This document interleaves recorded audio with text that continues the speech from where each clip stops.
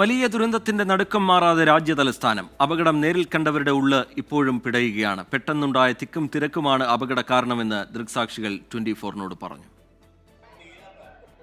പ്രയാഗ്രാജിലേക്കുള്ള യാത്രയ്ക്കായി ടിക്കറ്റ് എടുത്തു കാത്തിരുന്നവർ, പ്രതീക്ഷയുടെയും സന്തോഷത്തിന്റെയും യാത്ര നിമിഷനേരം കൊണ്ടാണ് കണ്ണുനീരിൽ അവസാനിച്ചത്. ഉറ്റവരെ നഷ്ടപ്പെട്ടവർ, പരുക്കേറ്റ് ചികിത്സയിൽ കഴിയുന്നവർ, പ്രിയപ്പെട്ടവരെ തേടി ആശുപത്രിയിലേക്ക് നിറകണ്ണുകളോടെ ഓടിയെത്തുന്നവർ.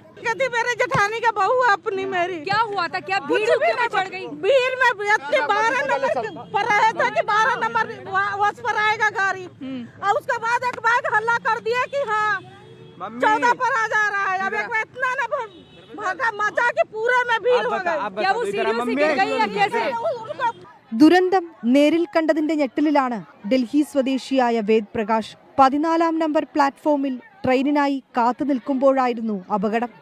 ജീവൻ തിരിച്ചു കിട്ടിയത് ഭാഗ്യം. बहुत भीड़ था। 14 नंबर भीड़ देखा सीढ़ियों में, जब जिस हम सीढ़ियों के ऊपर चढ़े थे जब सारा वो था, बाद में आई हो तो आई हो जी. ലോക് നായക് ആശുപത്രിയിൽ കുഞ്ഞുങ്ങളുടെയും സ്ത്രീകളുടേതും ഉൾപ്പെടെ 15 മൃതദേഹങ്ങൾ. 3 മൃതദേഹങ്ങൾ ലേഡി ഹാർഡിംഗ് മെഡിക്കൽ കോളേജിൽ. പോസ്റ്റ്മോർട്ടം പൂർത്തിയാകുന്നതിനനുസരിച്ചവ ബന്ധുക്കൾക്ക് വിട്ടുനൽകി. 8 പേരുടെ മൃതദേഹം സ്വദേശമായ ബീഹാറിലേക്കും 2 പേരുടേത് ഹരിയാനയിലേക്കും കൊണ്ടുപോയി.